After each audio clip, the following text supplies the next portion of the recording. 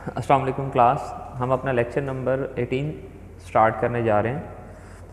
Last class के अंदर मैंने आपको 3 क्वेश्चन करवाए थे और एक क्वेश्चन आपको मैंने होमवर्क के लिए करने के लिए दिया था। एक हमने राइट टेल टेस्ट का क्वेश्चन किया, एक हमने लेफ़्ट टेल टेस्ट का क्वेश्चन किया और एक हमने टू टेल टेस्ट का क्वेश्चन किया।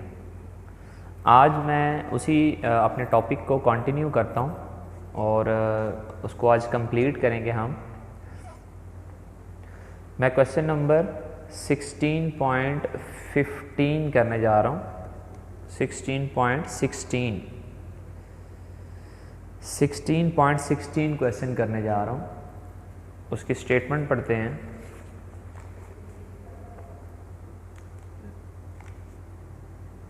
यहाँ पर It is claimed that an automobile is driven on the average more than 20,000 kilometre per year. Claim किया जा रहा है कि जो ऑटोमोबाइल है वो more than 20,000 kilometres per year जो है वो ट्रेवल करती है। To test this claim a random sample of 100 automobiles owners. यहाँ पे क्या होगा, ये हो गया हमारे पास रैंडम सैंपल 100 ऑटोमोबाइल्स ऑनर्स का are asked to keep a record of the kilometers they travel. Would you agree with the claim if the random sample showed an average? Random sample showed an average mean कि ये random sample की average है, means कि x बार है हमारे पास 23,500 kilometre and a standard deviation of 3,900 kilometre, और ये sample standard deviation होगी 3,900 किलोमीटर यानी कि s की value. use 0.01 level of significance which means 1% level of significance। तो बेटा यहाँ पे हमें जो वर्ड लिखा हुआ है on the average more than 20,000 kilometres, यहाँ से हमें पता चलेगा कि इसका नल हाइपोथेसिस क्या बनेगा। ठीक है जी। तो हमारे पास क्वेश्चन नंबर है 16.16 और हमारे पास उन्होंने क्वेश्चन के अंदर सैम्पल साइज़ दिया है 100 का, सैम्पल एवरेज दिया है 23,500, उन्होंने सैम्पल स्टैंडर्ड डेविएशन दिया है 3,900 और अल्फ़ा उन्होंने दिया हुआ है 0.01। पहले इन वैल्यूज़ को देखते हुए हमें ये पता होना चाहिए कि हम जी डिस्ट्रीब्यूशन का क्वेश्चन करेंगे। जी डिस्ट्रीब्यूशन का क्यों कि हमारे पास सैम्पल साइज ग्रेटर देन 30 है हमारे पास। ठीक है। तो फर्स्ट क्वेश्चन, इस क्वेश्चन के अंदर हम अपना क्या लिखेंगे, नल हाइपोथेसिस और अल्टरनेटिव हाइपोथेसिस। ठीक है। यहाँ पे हम पहले क्या लिखेंगे, अल्टरनेटिव हाइपोथेसिस लिखेंगे। म्यू ग्रेटर देन 20,000, जो उन्होंने क्वेश्चन की स्टेटमेंट फर्स्ट लाइन के अंदर लिखी हुई थी that an automobile is driven on the average more than 20,000 kilometre. तो बेटा मैंने आपको साइन लिखवाए थे, मैंने आपको बताया था कि आपने मोर देन का मतलब क्या होगा, ग्रेटर देन, ग्रेटर वाला साइन होगा यहाँ पे। तो ये 20,000 किलोमीटर है, तो इसके अगेंस्ट हम यहाँ पे, ये अगर ग्रेटर का साइन है तो यहाँ पे कौन सा साइन होगा, लेस और इक्वल का, जो मैंने आपको पेयर्स लिखवाए थे 20,000। तो ये क्योंकि ये हमारे पास यहाँ पे ग्रेटर का साइन है तो इसका मतलब क्या, ये राइट टेल्ड टेस्ट है हमारे पास। ठीक है। तो हमारे पास दूसरा क्वेश्चन, दूसरा हमारे पास जो इसका स्टेप है level of significance.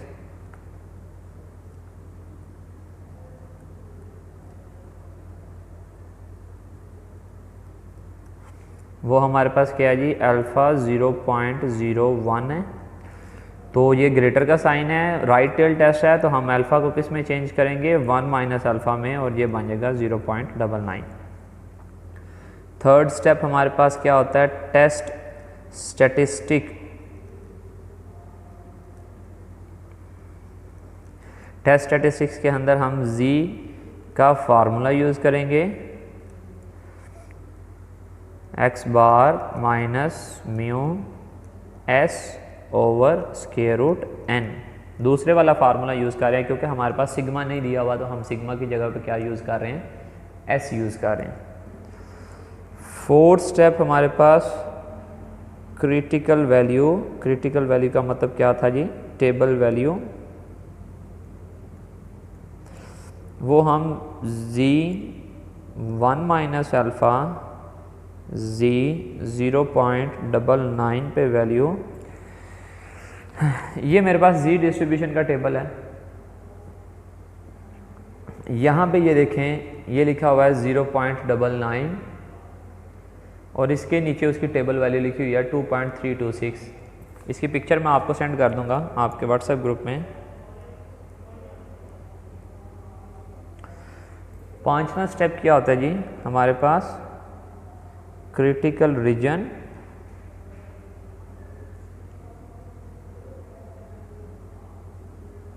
Critical region right tail test के अंदर क्या लिखा जाता है हमारे पास हमेशा कि if Z calculated value becomes greater than table value, then we reject H0।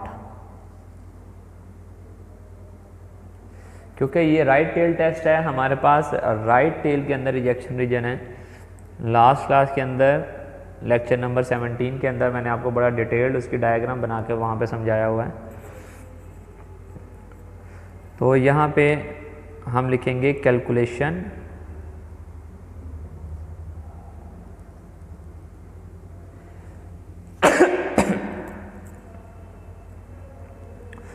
Calculation के अंदर हम Z कैलकुलेटेड वैल्यू देख लेते हैं, x bar minus mu s over square root n।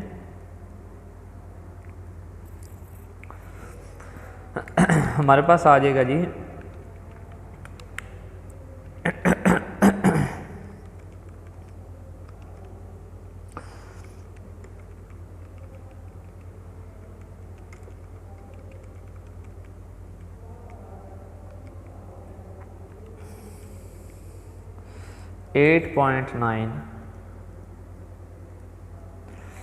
8.97 हमारे पास इसका आंसर आ गया जी।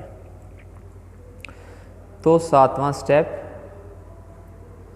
हमारी Z कैलकुलेटेड वैल्यू आ गई है 8.97। वो हमारी कैलकुलेटेड वैल्यू टेबल वैल्यू से ग्रेटर आ गई है, बड़ी वैल्यू आ गई है।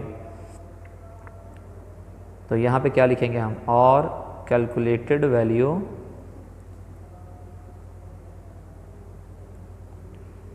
is greater than table value and falls in the rejection region। हमारे पास ये रिजेक्शन रीजन में फॉल कर गया है, सो वी रिजेक्ट H0। तो हम H0 को क्या करते हैं, रिजेक्ट कर देते हैं। ठीक है, मैं आपको फिर एक दफ़ा यहाँ पे आज बता देता हूँ। ये हमारे पास क्वेश्चन राइट टेल टेस्ट था। हमारे पास टेबल वैल्यू की जो लिमिट थी एक, वो 2.326 थी। ठीक है, तो यहाँ पे ये क्या है, रिजेक्शन रीजन है, तो हमारी वैल्यू फॉल कर गई है 8.97, विच मीन्स कि हमारी जो कैलकुलेटेड वैल्यू है वो रिजेक्शन रीजन के अंदर फॉल्स की है। ठीक है, ये हर क्वेश्चन के अंदर मैं डायग्राम नहीं बना के आपको बताऊंगा, मैं आपको पहले 2 लेक्चर्स के अंदर बड़ा डिटेल्ड और आज के लेक्चर में भी बता दूंगा, क्योंकि फिर नेक्स्ट जो क्वेश्चन हम करेंगे तब मैं आपको इस तरह हर क्वेश्चन के अंदर नहीं बताऊंगा। तो अब देखें, अब हम अपने नेक्स्ट क्वेश्चन की तरफ चलते हैं। बेटा आपको मैंने जो लिखवाए थे, वर्ड्स लिखवाए थे, एटलीस्ट के लिए ग्रेटर और इक्वल का साइन, नो मोर देन के लिए लेस और इक्वल का साइन, वो सारे आपको वो याद होने चाहिए। वो आपको याद होंगे तो आपके लिए क्वेश्चन को सॉल्व करना इजी होगा, आपको हाइपोथेसिस लिखना आपके लिए इजी होगा।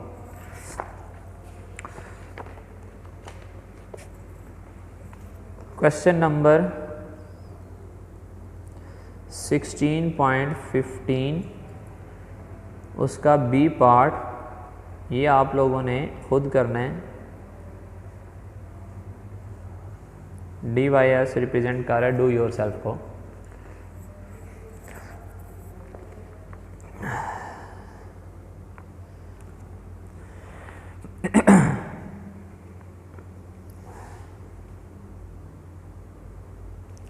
क्वेश्चन नंबर देखें 16.17 का ए पार्ट मैं करूँगा, बी पार्ट आप लोग उसको सॉल्व करेंगे। लिखा हुआ है अ sample of 900 members has a mean of 2.4 inches. एक हमारे पास सैंपल है 900 मेंबर्स का और जिनका मीन क्या है 2.4 इंचेस। ये उन्होंने बता दिया सैंपल और सैंपल का मीन बता दिया आगे, यानी कि एक्स बार बता दिया। Could it be reasonably regarded as being a simple random sample from a large population whose mean is 2.9 inches and standard deviation 3.2 inches? कहते हैं कि क्या इसको कंसिडर किया जा सकता है कि ये सैंपल एक ऐसी पॉपुलेशन से लिया गया है जिस पॉपुलेशन का मीन कितना है 2.9 और उसकी स्टैंडर्ड डेविएशन क्या है 3.2 इंचेस, विच मीन्स कि उन्होंने पॉपुलेशन का मीन जो म्यू की वैल्यू दी है वो 2.9 दी है और उसकी स्टैंडर्ड डेविएशन जो दी है यानी कि सिग्मा की वैल्यू दी है वो 3.2 इंचेस दी है। ठीक है जी। तो यहाँ पे क्या लिखा हुआ है whose large population whose mean is 2.9। तो मैंने आपको बताया था कि जब इज़ ओ होगा तो हम अपने हाइपोथेसिस को कैसे लिखेंगे। इस क्वेश्चन के अंदर क्वेश्चन नंबर 16.17 उसका ए पार्ट है। सैंपल साइज 100 का दिया है, एक्स बार उन्होंने दिया 2.4 इंचेस, उन्होंने सिग्मा की वैल्यू पॉपुलेशन स्टैंडर्ड डेविएशन दी है 3.2 इंचेस और लेवल ऑफ सिग्निफिकेंस इस क्वेश्चन में नहीं दिया। जब लेवल ऑफ सिग्निफिकेंस नहीं दिया तो लेवल ऑफ सिग्निफिकेंस हम खुद यूज़ करेंगे 5%। जिस क्वेश्चन में लेवल ऑफ सिग्निफिकेंस गिवन नहीं होगा उस क्वेश्चन में अंदर हम लेवल ऑफ सिग्निफिकेंस 5% यूज़ करेंगे। तो हमारे पास फर्स्ट स्टेप नल हाइपोथेसिस क्या बनता है, उन्होंने बोला है कि whose large population mean is 2.9, is का मतलब इक्वल 2.9 और अल्टरनेटिव हाइपोथेसिस क्या होगा, डेफिनेटली वो इसके अगेंस्ट होगा, mu not is equal to 2.9। तो ये नॉट इज इक्वल टू का साइन है अल्टरनेटिव हाइपोथेसिस में, इसका मतलब क्या है कि ये हमारे पास टू टेल्ड टेस्ट है। दूसरा क्वेश्चन हमारे पास दूसरा स्टेप क्या होता है, लेवल ऑफ सिग्निफिकेंस।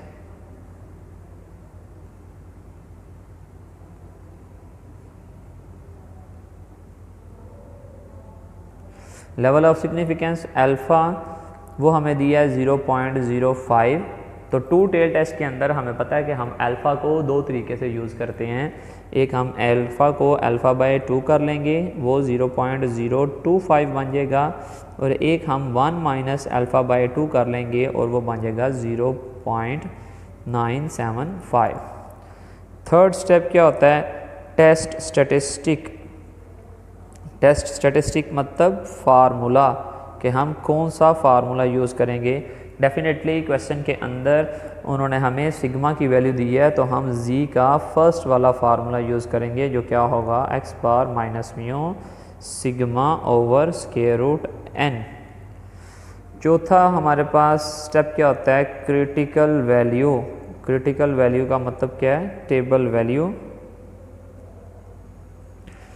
तो क्रिटिकल वैल्यू हमारे पास पहली क्या आएगी, जी अल्फ़ा बाय 2 पे जी 0.025 पे, क्योंकि ये टू टेल टेस्ट है हमें पता है कि यहाँ पे दो टेबल वैल्यूज हम यूज़ करेंगे। देखा जाए तो 0.025 बेटा ये सामने लिखा हुआ है आपके पास, ये यहाँ पे जब पेंसिल है तो उसकी टेबल वैल्यू नीचे लिखी हुई है -1.96। यहाँ पे क्या आ गया, -1.96 और z1 minus alpha bye 2 z 975 पे वैल्यू क्या हमारे पास जी प्लस 1.96।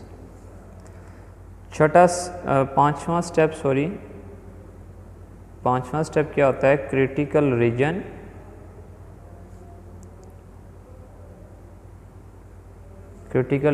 क्योंकि ये टू टेल टेस्ट है, यहाँ पे रिजेक्शन रीजन राइट साइड पे भी है, यहाँ पे रिजेक्शन रीजन लेफ़्ट साइड पे भी है।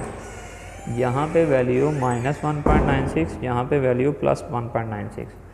तो प्लस वैल्यू से ग्रेटर आ जाएगी तो रिजेक्ट H0 रिजेक्शन रीजन के अंदर, नेगेटिव वैल्यू में से यहाँ पर छोटी आ जाएगी तो रिजेक्ट H0। मतलब हम लिखेंगे कि if z calculated is less than -1.96 तो वो रिजेक्शन रीजन में आएगी, और if z calculated is greater than 1.96 तो वो रिजेक्शन रीजन के अंदर आएगी। तब हम क्या करेंगे, देन वी रिजेक्ट H0, हम अपने नल हाइपोथेसिस को रिजेक्ट करेंगे। छोटा स्टेप कैलकुलेशन का,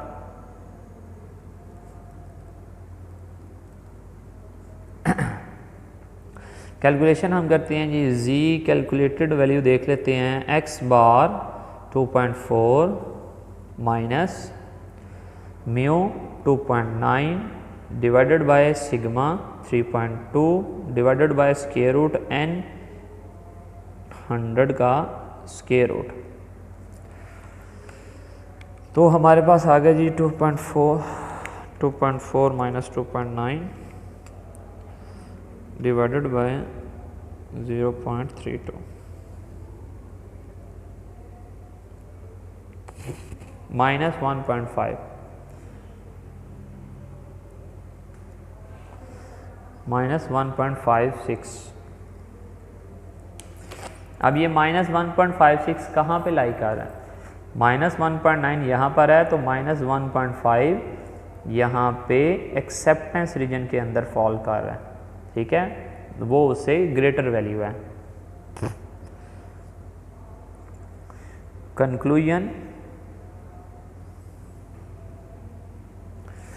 हमारी z कैलकुलेटेड वैल्यू जो है वो है जी -1.56 which falls in the acceptance reason.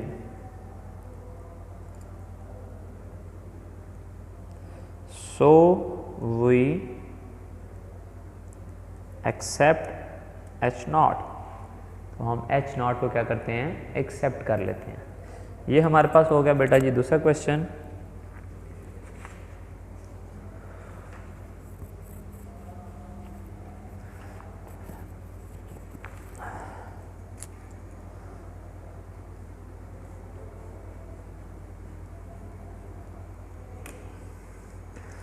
Question number 16.17 का बी पार्ट, उसका हिंट मैं आपको बता देता हूँ, करना आप लोगों ने खुद है। ये क्वेश्चन पढ़ देता हूँ। A sample of size 400 has x bar 6 हो गया। Can it be regarded as a simple random sample from a large population with mean 6.2 and standard deviation 2.25। Same question है, वो कह रहे हैं कि सैंपल 400 का x बार 6 है, क्या इसको कंसिडर किया जा सकता है कि ये एक लार्ज पॉपुलेशन से सैंपल लिया गया है जिस पॉपुलेशन का मीन कितना है 6.2 और उसकी स्टैंडर्ड डेविएशन कितनी है 2.25। इट मीन कि उन्होंने n 400 दिया है, उन्होंने हमारे पास x बार 6 दिया है, उन्होंने सिग्मा 2.25 दिया है पॉपुलेशन स्टैंडर्ड डेविएशन, और अल्फ़ा यहाँ पे हम 5% यूज़ करेंगे। नल हाइपोथेसिस हमारे पास यहाँ पे बनेगा म्यू इज़ इक्वल टू 6.2 और अल्टरनेटिव बनेगा mu not is equal to 6.2। ये इसका हिंट हो गया। इसको क्वेश्चन को आप लोगों ने कंप्लीट कर लेना है, ठीक है जी।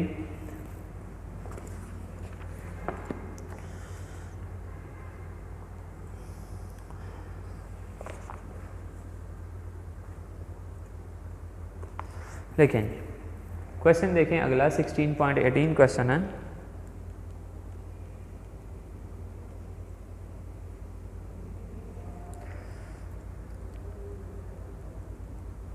क्वेश्चन नंबर है 16.18,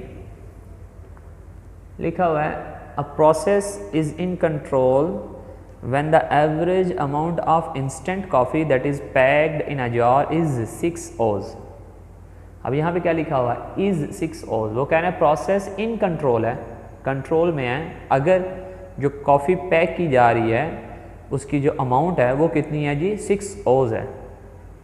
ठीक है, द स्टैंडर्ड डेविएशन इज़ 0.2 ओज, और ये उसकी स्टैंडर्ड डेविएशन दी है उस प्रोसेस की, ओवरऑल दी है। यहाँ पे इससे पहले आप देखें कि सैंपल की बात नहीं की जा रही, इसका मतलब है कि वो हमें पॉपुलेशन की वैल्यूज़ गिवन है, दोनों पॉपुलेशन का मीन उन्होंने यानी कि ओवरऑल मीन जो दिया है प्रोसेस का वो दिया है 6 ओज, और ओवरऑल स्टैंडर्ड डेविएशन जो प्रोसेस की दिया है वो 0.2 ओज है, यानी कि पॉपुलेशन की वैल्यूज़ हैं। यहाँ से बात की जा रही है सैंपल की।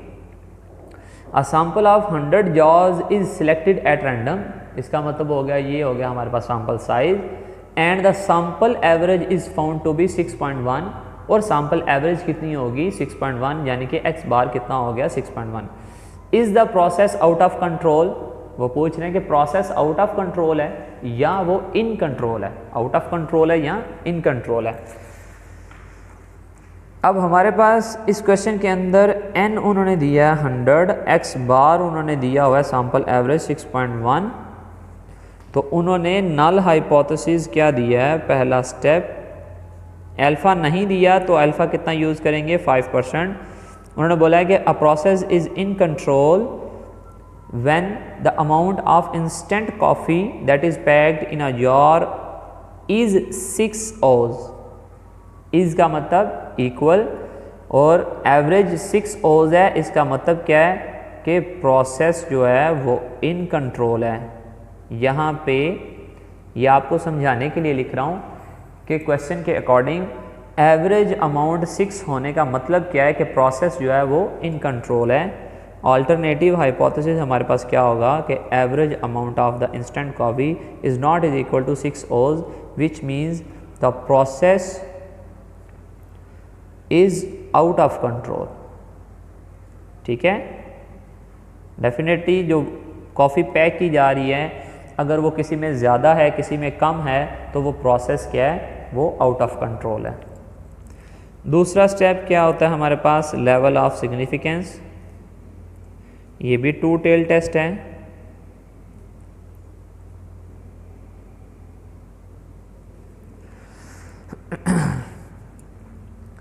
लेवल ऑफ सिग्निफिकेंस क्या है हमारे पास 0.05, क्योंकि ये 2 टेल टेस्ट हैं तो हम इसको अल्फ़ा बाय 2 भी कर लेंगे 0.025, और 1 माइनस अल्फ़ा बाय 2 भी कर लेंगे 0.975।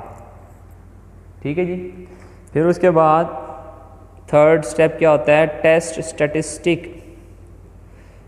टेस्ट स्टैटिस्टिक इस क्वेश्चन के अंदर उन्होंने सिग्मा की वैल्यू जो दी थी वो लिखा था the process is in control if the average amount of coffee that is packed in a jar is 6 oz, the standard deviation is 0.2, यानी कि प्रोसेस की जो स्टैंडर्ड डेविएशन दी थी वो 0.2 दी थी, यानी कि ये पॉपुलेशन की वैल्यू है।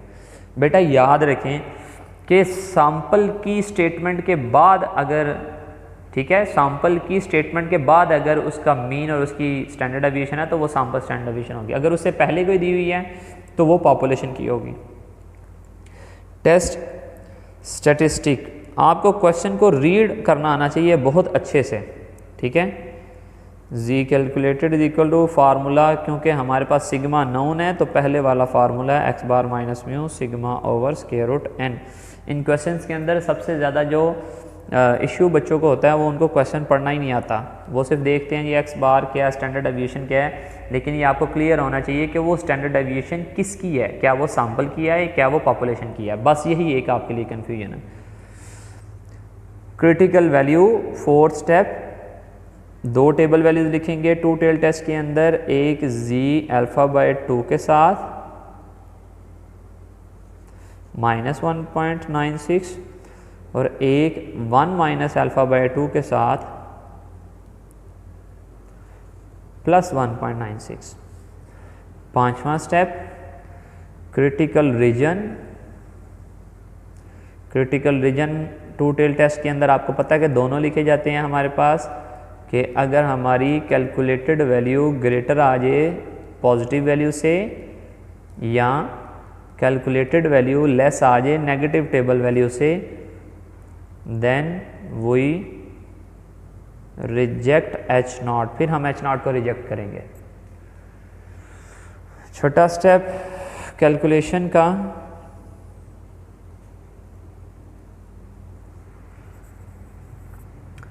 कैलकुलेशन हमारे पास आ गई जी, तो हम calculation z calculated is equal to x bar minus mu sigma over square root n 100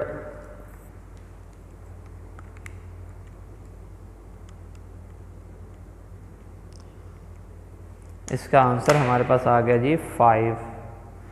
तो डेफिनेटली 5 ये प्लस वैल्यू है, ये 1.96 से बड़ी वैल्यू आ गई है। अगर वो बड़ी वैल्यू है तो वो रिजेक्शन रीजन में फॉल कर गई है। तो z कैलकुलेटेड वैल्यू कंक्लूजन हमारे पास क्या होगा, हम क्या लिखेंगे कि हमारी z कैलकुलेटेड वैल्यू आ गई है 5 which is greater than 1.96 table value and falls in the rejection region. So we reject null hypothesis। ठीक है बच्चों, ये हो गया हमारे पास क्वेश्चन। अब इससे नेक्स्ट क्वेश्चन है, मैं एक दफ़ा इसकी आपको पिक्चर दिखा दूं। ये हमारे पास कंप्लीट पेज है। फिर इसके बाद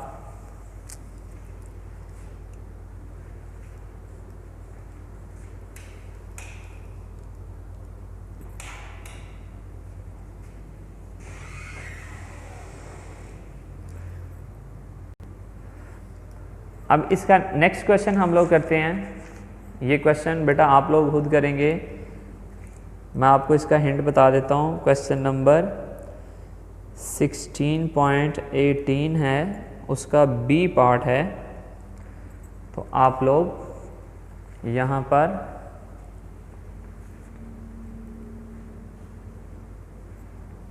ये देखें, Can you reject a claim that the average age of members of parliament is at least 50? Claim क्या किया जा रहा है कि पार्लियामेंट के मेंबर्स की जो एवरेज एज है वो कितनी है, एटलीस्ट 50। एटलीस्ट के लिए बेटा ये इसका मैं हिंट आपको बता देता हूँ कि एटलीस्ट के लिए मैंने आपको साइन कौन सा लिखवाया था, ग्रेटर और इक्वल का। तो यहाँ पे जो नल हाइपोथेसिस बनता है कि एवरेज एज जो है वो कितनी है जी, at least 50, greater than equal to 50 parliament के मेंबर्स की बताई जा रही है। तो इसका अल्टरनेटिव हाइपोथेसिस क्या बनेगा, लेस देन 50। ठीक है, आगे देखें क्या लिखा जी, if a random sample of 36, ये होगी रैंडम सैंपल की वैल्यू, एन की value has a mean age of 48.7, ये उसकी सैंपल मीन हो गया 48.7 विद अ स्टैंडर्ड डेविएशन, और ये उसकी स्टैंडर्ड डेविएशन होगी S 3.1 ईयर्स। इसका मतलब कि उन्होंने सैंपल साइज 36 का दिया है, सैंपल मीन 48.6 दिया है, सैंपल स्टैंडर्ड डेविएशन यानी कि 48.7 है, और सैंपल स्टैंडर्ड डेविएशन क्या दिया है, 3.1 ईयर्स, और लेवल ऑफ सिग्निफिकेंस 1%। तो बेटा ये हाइपोथेसिस लिखना मुश्किल बात है। दूसरा वैल्यूज़ भी मैंने लिखवा दी हैं, लेफ्ट टेल टेस्ट है, इस क्वेश्चन को आप लोगों ने कंप्लीट कर लेना है। ठीक है जी, इस क्वेश्चन को आप लोगों ने कंप्लीट करना है। अब बेटा इसके बाद बात की जाए तो मैं एक क्वेश्चन और करवाने जा रहा हूँ, और वो मैं करवाने जा रहा हूँ एक्सरसाइज 18 से। एक्सरसाइज नंबर 18 से जी डिस्ट्रीब्यूशन के पहले या दूसरे फार्मूले से जो क्वेश्चन होने वाले थे वो क्वेश्चन मैंने आपको करवा दिए हैं। अब हमारे पास तीसरा फार्मूला क्या था, टी डिस्ट्रीब्यूशन का। ठीक है जी, टी डिस्ट्रीब्यूशन का क्वेश्चन था हमारे पास।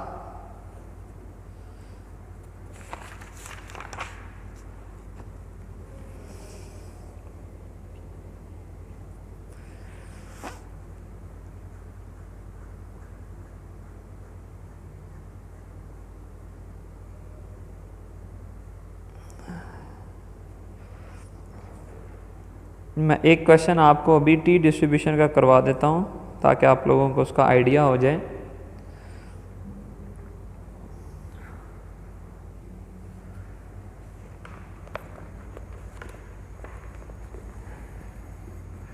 बेटा क्वेश्चन नंबर 18.15 उसका बी पार्ट है।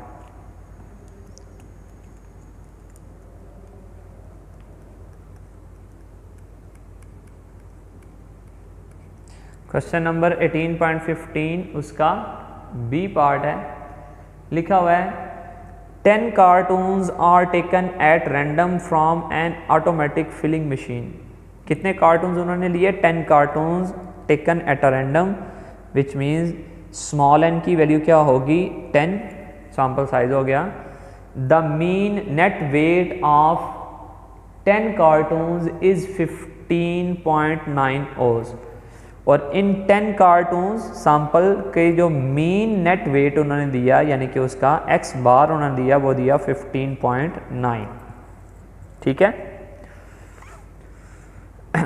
आगे लिखा हुआ है and the sum of squared deviations is 0.276। Sum of squared deviations का मतलब क्या है, sum of squared deviation x minus X bar. x minus X bar क्या होती है, डेविएशन होती है, deviation from the mean, deviation from the mean. उन्होंने स्क्वेयर्ड डेविएशन की वैल्यू दी है 0.276। आगे पढ़ते हैं, does this sample mean differ significantly from the intended weight of 16 oz। कहते हैं कि जी सैंपल मीन डिफर कर रहा है इंटेंटेड वेट से, यानी कि जो वेट उन्होंने डिसाइड किया हुआ है वो कितना है जी 16 ओज। इसका मतलब है कि हमारे पास जो फर्स्ट स्टेप नल हाइपोथेसिस, पहली बात है कि अल्फा नहीं दिया हुआ तो वो 5% यूज़ कर लेंगे। और नल हाइपोथेसिस क्या बनता है, इंटेंटेड वेट ऑफ 16 ओज मतलब म्यू इज इक्वल टू 16 ओज। ठीक है, और यहाँ पे mu not is equal to 16 आ जाएगा। दूसरा स्टेप लेवल ऑफ सिग्निफिकेंस,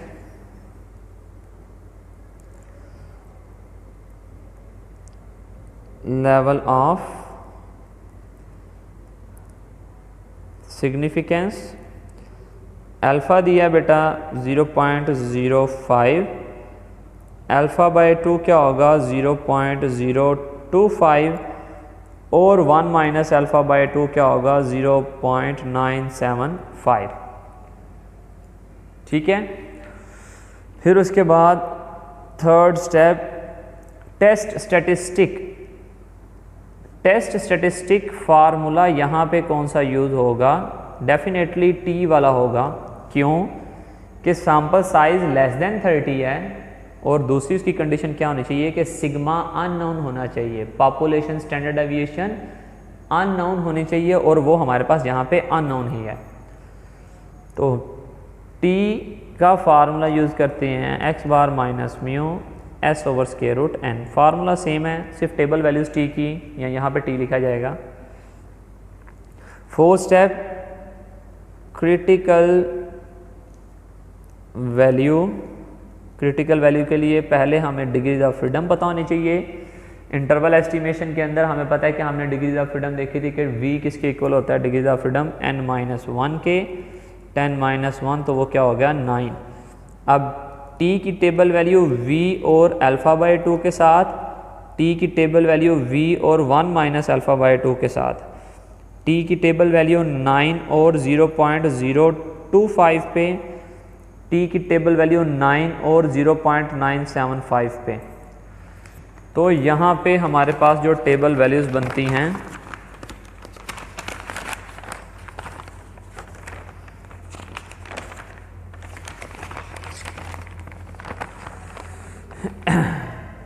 ये हमारे पास टेबल है। यहाँ पे t 0.025 लिखा हुआ है और डिग्री ऑफ फ्रीडम 9 है, तो हमारे पास वैल्यू है -2.262।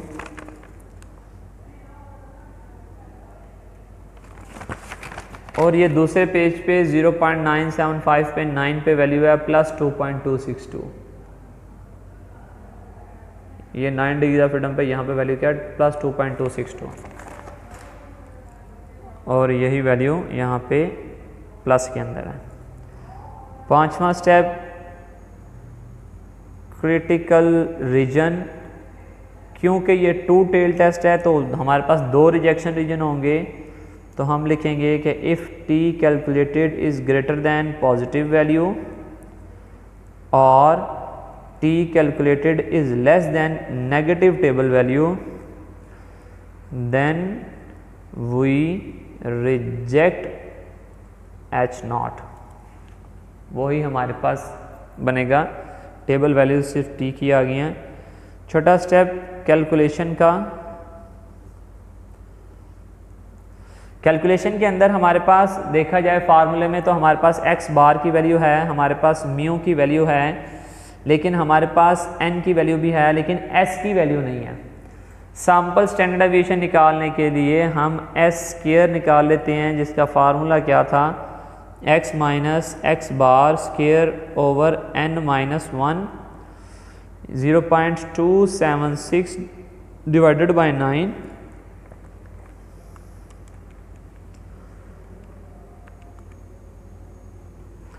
तो ये आएगा 0.03066। इसको स्क्वायर रूट कर लेते हैं तो ये स्टैंडर्ड डेविएशन बन जाएगी। तो s की वैल्यू क्या हो जाएगी स्क्वायर रूट करने से 0.175। तो अब हम फार्मूला लगा लेते हैं t कैलकुलेटेड का। x bar 15.9 minus mu 16 s 0.175 divided by square root n 10 हो गया। तो हमारे पास 0.175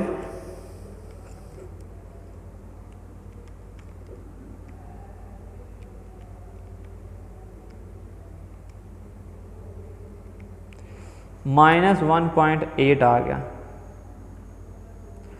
-1.8 वैल्यू आ गई। तो यहाँ पे हमारे पास -1.8 जो है, बेटा समझाने के लिए मैं फिर यहाँ पे बना देता हूँ एक। हमारे पास माइनस में वैल्यू है -2.262। तो वो वैल्यू कहाँ पे लाइक आ रही है एक्सेप्टेंस रीजन के अंदर। -1.8 एक्सेप्टेंस रीजन के अंदर आ रहा है। वो -2.262 से बड़ी वैल्यू आ गई है। अगर वो यहाँ पर उससे छोटी वैल्यू होती तो रिजेक्ट H0 होता। अब हमारी वैल्यू माइनस में क्या आ गई है, बड़ी वैल्यू आ गई है नेगेटिव वैल्यू से। इसका मतलब -1.8 कहाँ पे लाइक आ रहा है एक्सेप्टेंस रीजन के अंदर। तो 7वां स्टेप कंक्लूजन। कंक्लूजन हम क्या लिखेंगे जी,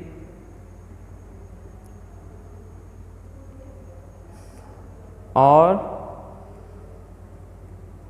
calculated value falls in acceptance region, so we accept H naught। Accept H naught का मतलब क्या है कि पॉपुलेशन मीन जो है वो क्या है हमारे पास 16 है। ये बेटा आपके पास ये पेज है कंप्लीट। तो अब हम अपने नेक्स्ट लेक्चर के अंदर बेटा आपका ये वाला टॉपिक ख़त्म भी हो जाएगा और नेक्स्ट टॉपिक आपका स्टार्ट भी हो जाएगा। टी डिस्ट्रीब्यूशन के पास मैं 1-2 और क्वेश्चन करवाऊंगा तो आपके ये टॉपिक हमारे पास ख़त्म हो जाएगा, फिर हम नेक्स्ट टॉपिक की तरफ चलेंगे। थैंक यू जी, अल्लाह हाफिज़।